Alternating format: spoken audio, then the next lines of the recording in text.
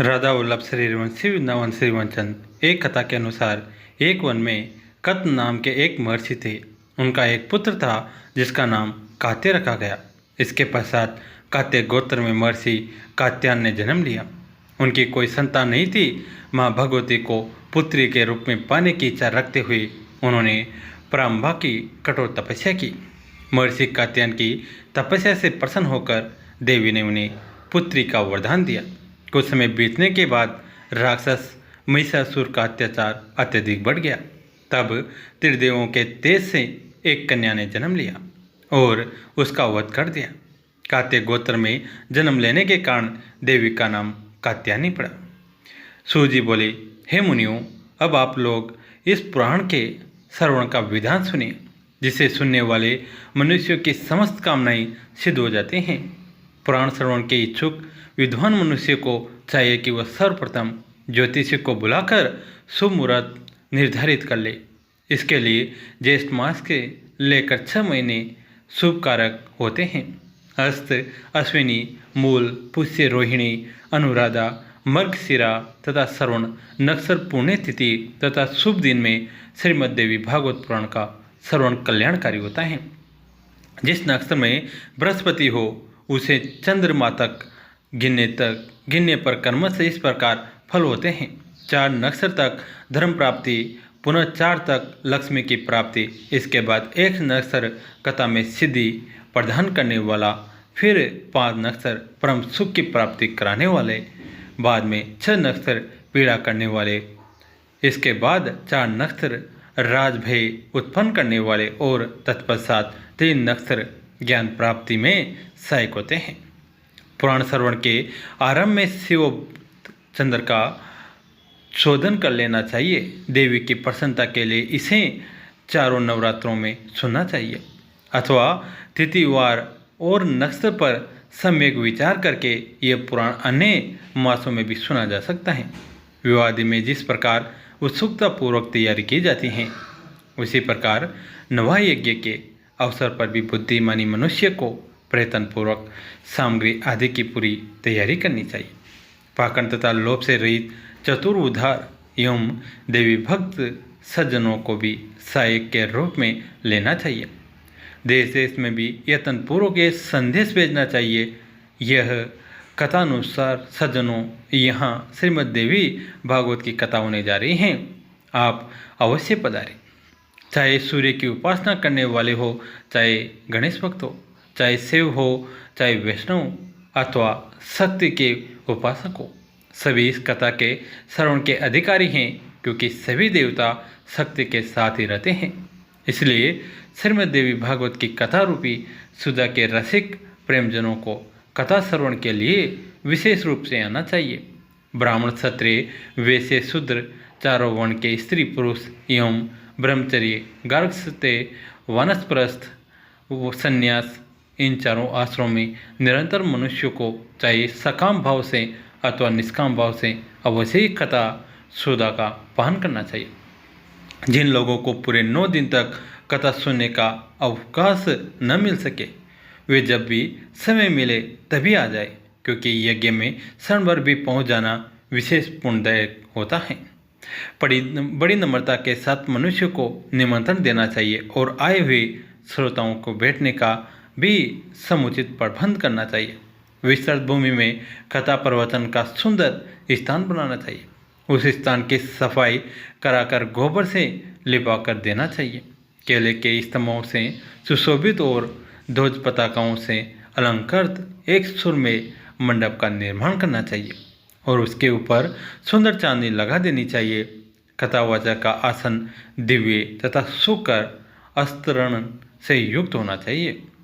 उसे प्रयत्नपूर्वक पूर्वाभिमुख अथवा उत्तराभिमुख रखना चाहिए। कथा श्रवण के लिए आने वाले पुरुष तथा स्त्री श्रोताओं के लिए भी यथायोग्य पृथक पृथक आसनों की व्यवस्था करनी चाहिए। वक्त संपन्न, संयमी, शास्त्रज्ञ, देवी की आराधनाओं में तत्पर, दयालु, लोभहीन, दक्ष तथा धैर्यशाली कथावाचक उत्तम माना गया है। इसी प्रकार श्रोता भी ऐसा ही होना चाहिए, जो ब्राह्मण से भी देवी भक्त, कथा रस का पान करने वाला उधार लोभ रहित, विनम्र और हिंसा आदि से रहित हो। पाखंडी लोभी, स्त्री स्वभाव, कामी, धर्म का दिखावा मात्र करने वाला निष्ठुर तथा क्रोधी वक्ता देवी भागवत के नवायज्ञ में श्रेष्ठ नहीं माना जाता है। श्रोताओं की शंकाओं के निवारण हेतु कथावाचक के साथ एक ऐसा सहायक भी लगा देना चाहिए जो पंडित, गुणगान, शांत तथा श्रोताओं को समझाने में कुशल हो। कथा प्रारंभ होने के एक दिन पूर्व ही वक्ता एवं श्रोतागणों को शोर कर्म करा लेना चाहिए। तत्पश्चात अन्याय नियमों का पालन करना चाहिए।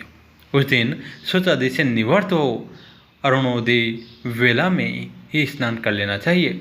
संध्या तथा तर्पण आदि नित्य क्रम संक्षेप में ही करना चाहिए। तत्पश्चात कथा श्रवण का अधिकारी बनने के लिए गोदान करे और सब विघ्नों को दूर करने वाले श्री गणेश जी का सर्वप्रथम पूजन करे।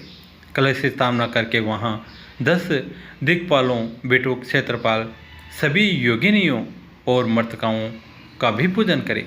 तुलसी, नवग्रह, विष्णु तथा शिव जी का पूजन करके नवाक्षर मंत्र से जगदम्बा का पूजन करना चाहिए। तत्पश्चात सुंदर अक्षरों में लिखी हुई भगवत की वागई मूर्ति स्वरूप श्रीमद् देवी भागवत पुस्तक की सभी उपचारों से विधिवत पूजा करके कथा की निर्विघ्न समाप्ति के लिए 5 विद्वान ब्राह्मणों का वर्ण करना चाहिए। उनसे निरंतर निर्वाण मंत्र का जप एवं दुर्गा सप्तशती का पाठ कराना चाहिए। अंत में सब प्रदक्षिणा तथा नमस्कार के बाद इस प्रकार स्तुति करें। हे कात्यायनी, हे महामाये, हे भुवनेश्वरी, हे कृपामय, हे भवानी, मैं संसार सागर में डूब रहा हूँ, मेरा उद्धार कीजिए। तथा हे ब्रह्मा विष्णु में से पूजनीय माता जगदम्बे, मेरे ऊपर प्रसन्न होइए। हे देवी, आप मुझे मनोवांछित वर प्रदान कीजिए। आपको बार बार प्रणाम है। इस प्रकार प्रार्थना करके स्वचित्त होकर कथा सुने। उस समय चित्त होकर वक्ता को साक्षात व्यास समझकर विधिवत उनकी पूजा करे और वस्त्राभूषण तथा माला आदि बनाकर उनसे प्रार्थना करे। समस्त शास्त्र तथा पुराण ऐतिहासिक के ज्ञाता हैं व्यास जी, आपको नमस्कार है। आप कथा रूपी चंद्रमा की ज्योति से हमारे अंतकरण के अंधकार समूह को नष्ट कीजिए। इसके बाद नवह के नियमों का व्रत ले और ब्राह्मणों का यथाशक्ति पूजन करे कि उन्हें पहले यथास्थान बिठा दे। तत्पश्चात स्वयं भी अपने आसन पर बैठ जाए। तब सावधान मन से चारों पुरुषार्थ, धर्म, अर्थ, काम एवं मोक्ष फल को प्राप्त करने के लिए पुत्र, कलत्र, धन धान्य तथा ग्रह की चिंता छोड़कर तथा कथा सुने। विद्वान वक्ता को चाहिए कि वह सूर्योदय से आरंभ करके पुनः दोपहर में 2 घड़ी विश्राम करके सूर्यास्त के कुछ समय पहले तक कथा वाचन करे। मलमूत्र के वेग को रोकने के लिए स्वल्प पलाहार उत्तम होता है। कथार्थी को दिन रात में केवल एक बार हवियस्त्रन का भोजन करना ही ठीक है, अथवा फलाहार करे या केवल दूध घी के आहार पर ही रहे। बुद्धिमान को चाहिए कि ऐसा आहार ग्रहण करे जिससे कथा में किसी प्रकार की बाधा न हो। हे द्विजगण, अब मैं कथा श्रवण में निष्ठा रखने वालों के नियम बताता हूँ। जो लोग ब्रह्मा, विष्णु और शिव में भेद दृष्टि रखते हैं, देवी की भक्ति से रहित हैं, जो पाखंडी, हिंसक तथा दुष्ट हैं और जो ब्राह्मणों से द्वेष रखने वाले तथा नास्तिक हैं, वे कथा श्रवण के योग्य नहीं हैं। जो परिस्त्री, प्राय धन, ब्राह्मण धन तथा देव संपत्ति के हरण में लुब्ध रहते हैं, उनका कथा श्रवण में अधिकार नहीं है। श्रोताओं को चाहिए कि वे ब्रह्मचर्य का पालन करें, पृथ्वी पर सोए, सत्य बोले, जितेंद्रिय रहे तथा कथा की समाप्ति पर संयम पूर्वक पथल पर भोजन करें। वर्ती को बैंगन, बहेड़ा, कलिंद, तेल, दाल, मधु और जला हुआ बासी तथा भाव दूषित अन्न का त्याग कर देना चाहिए। कथा सुनने वाला वर्ती मांस, मसूर, रजस्वला, स्त्री का देखा हुआ खाद्यान्न, लहसुन, मूली, हींग, प्याज, गाजर, कोहड़ा और करमुख का साग न खाए। काम, क्रोध, मद, लोभ, पाखंड और अहंकार को छोड़ दे। विप्रद्रोही, पतित, संकारी, चंडाल, यौन, अत्यंत रजस्वला स्त्री और वेद विहीन मनुष्यों से कथावर्ती को वार्तालाप नहीं करना चाहिए। ये श्रोता को चाहिए कि वो वेद, गो, गुरु, ब्राह्मण, स्त्री, राजा, महापुरुष, देवताओं और देवभक्तों की निंदा कभी न सुने। जो कथावर्ती हो उसे सर्वदा विनयशील, सरलचित्त, पवित्र, दयालु, कम बोलने वाला तथा उदार मन वाला होना चाहिए। श्वेत कुष्ठी से रोगी, अभागा, पापी, दरिद्र तथा संतानहीन मनुष्य इस कथा को भक्तिपूर्वक सुने। जो स्त्री वंध्या, काकवंध्या, जिस स्त्री को एक बार संतान होकर बंद हो जाए, अभागिनी तथा मर्तवस्सा हो और जिसका गर्भ गिर जाता हो, ऐसी सभी स्त्रियों को इस देवी भागवत का श्रवण करना चाहिए। जो मनुष्य बिना परिश्रम के ही धन, अर्थ, काम और मोक्ष प्राप्त करना चाहता है, वो यत्नपूर्वक इस देवी भागवत की कथा अवश्य सुने। इस नवाह कथा के 9 दिन 9 यज्ञों के समान है। उनमें किया गया दान, हवन तथा जप अनंत फल देने वाला होता है। इस प्रकार नवा व्रत करके उसका उद्यापन करना चाहिए। फल की कामना करने वाले पुरुषों को महाअष्टमी व्रत के उद्यापन के भांति नवा व्रत का भी उद्यापन करना चाहिए। निष्काम व्यक्ति कथा के श्रवण मात्र से पवित्र होकर मुक्ति पा जाते हैं, क्योंकि पराभगवती मनुष्य को भोग और मोक्ष सब कुछ देने वाली हैं। पुस्तक और कथावाचक दोनों की प्रतिदिन पूजा करनी चाहिए और वक्ता द्वारा दिया हुआ प्रसाद भक्तिपूर्वक ग्रहण करना चाहिए।